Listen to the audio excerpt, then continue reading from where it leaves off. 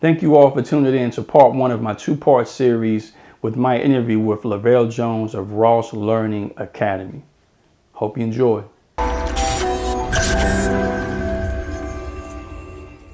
right, hey, what's up, everyone? It's your boy Teflon John coming to you courtesy of the Art of Reinvention Talk Show. And today I have a good friend of mine. I have a special guest, and her name is Larvail Jones.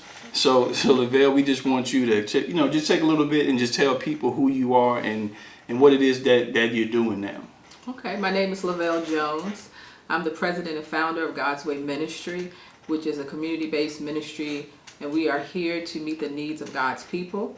And most recently, what we've done is open up a private Christian school in the city of Lynchburg by the name of Ross Learning Academy. Okay, and so that would be kind of wild timing now with the pandemic and everything. So how was it going for you? Like, how does it feel to finally launch something and then this happens? Is it working for you? Is it helping you with planning or? Well, that's an interesting question because for us to be brand new, we opened up in August of 2019. We're just finishing out our year, and the pandemic definitely threw us for a curve. But we have actually continued teaching online. We're using the format of Zoom, and we meet with the students every day.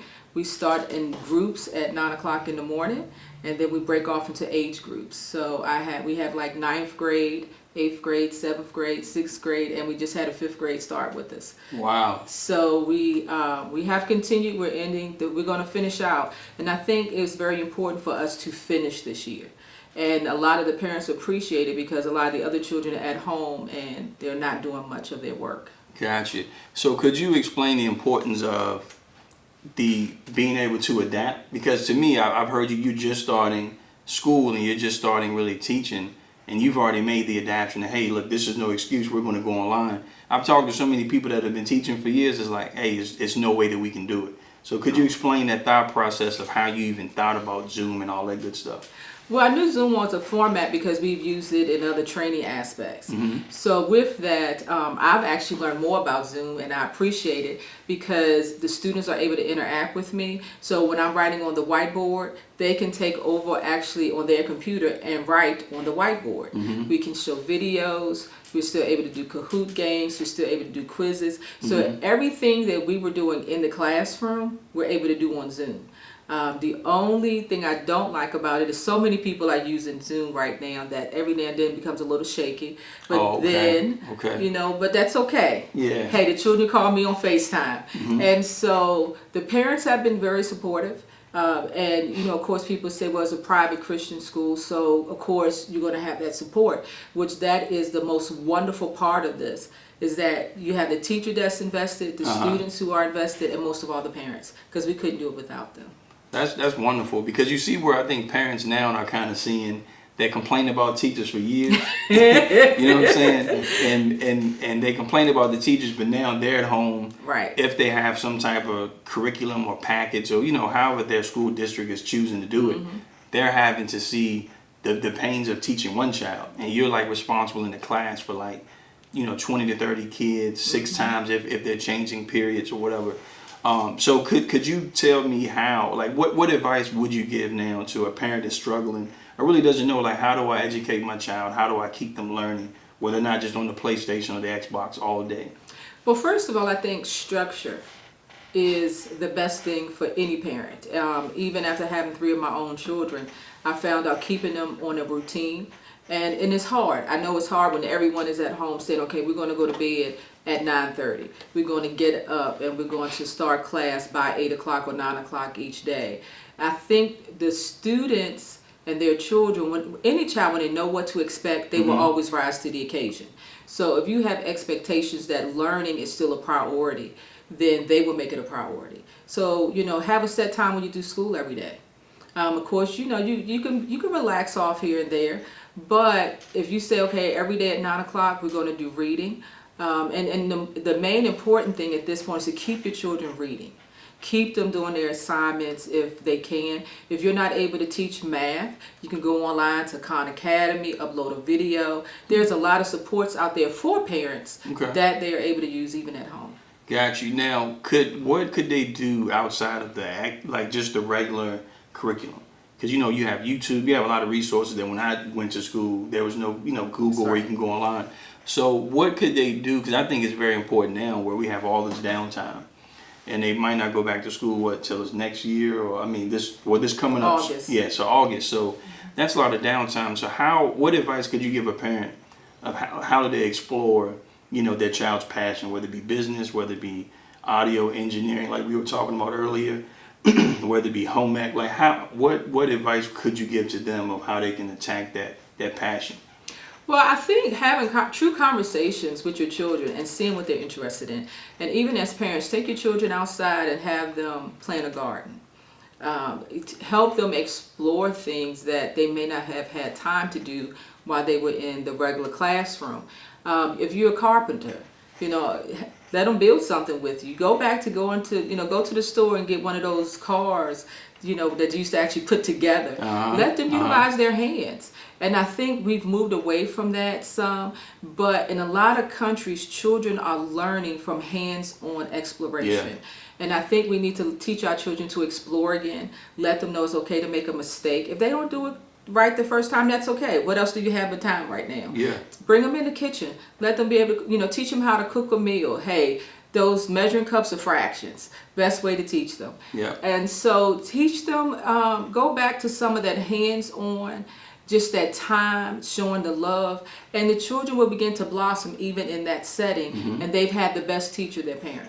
Yeah, and I think it's funny that you say hands-on, because we live in a society now to where people are going after a lot of degrees, and you kind of seem like the certifications are like look down on, but at a time like this, you want carpenters, you want plumbers, Right. So could you talk about, from an educator standpoint, why it's so important, when a child is looking at what they're doing, not to overlook those, like welding and things like that? Well, actually, I've told all my children, I've even taught my students that you need to either get a trade or go to school to get a degree. But whatever you do, enjoy it. Because one thing for certain, what we don't know is that a lot of welders are making anywhere from $35 to $55 per hour. Right. And so even up in Norfolk, a gentleman who I know, he said that he was trying to teach some of his students, some of his mentees, underwater welding. Wow. And they were going to be making $55 per hour. And I Wow. wanted to know, could I take up that trade? Because Wow. as a teacher, I'm definitely not making $55 per hour. Yeah. So it's very important to not overlook certifications. There's a lot of people who are working in dental offices who basically took trades in school. You think about cosmetologists. There's a lot of things you can do in school, get a certification, go right into the work field. You're happy. You don't have a lot of college debt. And you're able to provide for your family. And I think at the end of the day, that's the most important thing, is being able to provide for your family and enjoy living. Yeah, because you're seeing now with the pandemic where all industries are being affected, but some industries are getting hit harder. Exactly. And so you're seeing, if you're like an entrepreneur, or if you can, build or have trades where you can use your hands, you already have this. Yeah, and you almost have a pandemic-proof business because you're in a contactless environment. So with you being an educator, like what made you choose to go that route? Well, actually, the Lord did. Okay. And so, I was a person who always had a plan. When I first came out of school, I was determined I was going to help save the world.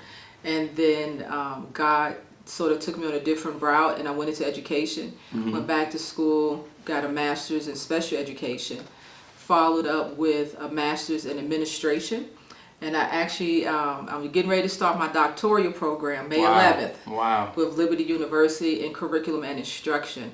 And I have found, especially in a lot of our students, the question for me was, how is it that a lot of our students cannot read? They're in middle school, they weren't able to pass tests. And so I wanted to be able to help address the issue of, one, expecting high achievement, two, teaching children skills that they did not have. And sometimes we can continue to promote people, but they're not, even though their age requires promotion, they have not learned the foundational skills to be able to achieve at the same level as some of their peers. And so education for me has been the arena in which I have been able to do that. And so I've helped people get their GEDs.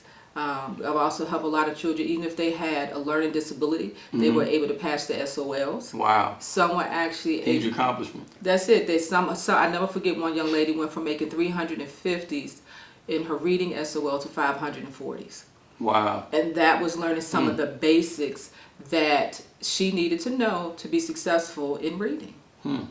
Now, do you think as far as like the SOL testing and different things, because I remember being in school, I was discouraged from reading because I actually went through, you know how you take those, it was a test that we took. It was like a reading and comprehension test, and we took a math test, and it gives you what reading level or what math level. So my reading level, that's the only thing I tested low on. And because I tested low on that, the teacher kind of embarrassed me in front of the entire class, and that kind of discouraged me from learning how. And I think knowing who she was, it wasn't her intention. I think she was just passionate about teaching, and I was like, she was more disappointed in me versus trying to embarrass me, but I didn't receive it that way. How does that line flirt with you being passionate about what you teach to trying to find that fine line where you can connect with one individual? Well, one thing I always tell my students is why we're here. And I think when you can both get on the same page, I'm here to help you learn what you need to know. And then why are you here? Are you here to learn? And once we can get on the same page and they know that everything we do together, because I can't work without my student working with me. So building a relationship, but also getting them to buy into the learning process. So yes, it's hard. For reading, for some people, is very hard. I did not realize that I could read quite well, and when I was in 7th grade, I had 12th grade comprehension, but I couldn't spell. But I could spell well enough to pass tests. Gotcha. And so no one ever picked up on the fact that I was struggling, because I was always able to compensate myself. So teaching the students that it's okay not to know, but it's not okay not to achieve. Gotcha. And not to give up on yourself. And I think somewhere along the line we have made education, we treat it like it's easy for everyone. And it's not always easy. So okay, it's not easy for me, but I don't give up on it. And so I think instilling in our students a work ethic and effort that even our forefathers had. It's like they came out of slavery, they came out of segregation, they came out of hardships, but they did not give up. So just getting that mindset in our students that you can achieve at no matter what level is the best thing for us. And that's good, because they need teachers that, it was like a couple of teachers that I had that pushed me. And even if I was struggling, like I could go to them on a one-on-one basis. That's right. You know, and I think that's something that teachers may struggle with, because you may have, you know, a class of 25 kids and you give out the lesson, but there are 3 different aspects of the lesson that 5 people are not understanding it. And then I remember it being a point where there were no resources where you could stay back. But now with Zoom and different things, you know, I think that technology can be used, you know, like you're already using it now. If there's something that you could change about school, what would it be? I think school in general, if I could change anything, it would be to give students what they need. I think sometimes when we have students who are at the middle school or high school level, we don't think that they need reading classes. Sometimes, you know, we may have a fundamental math class, but we don't have programs or teachers willing sometimes to go back and give them that foundation. But you think about when we talk about a carpenter, if they're building a house for you, you don't want them to build your house with half the foundation. You're right. So how is it that we continue to want students to learn on half a foundation? So if you don't know, and I know over time things have changed, so people have gone from decoding to whole learning, but why not do it all together? Why not put all of those skills together and digress a little bit? It's okay if they don't have that extra elective, but they have an extra reading class. Yeah, you're right. You know, give them PE. Why take away their PE to make them study something? Because we all know that children need to be able to be active. But give them what they need to be successful, and it's okay. It's really okay to say, you know what, they don't have the skill, but we love them enough to provide it for them. And I think the SOL sometimes, and some people's perception of learning, has gotten away from the basics. Thank you all for watching part 1 of my 2-part series with my interview with Larvail Jones of Ross Learning Academy. Stay tuned because tomorrow night, part 2 comes and we conclude that interview series with Larvail Jones.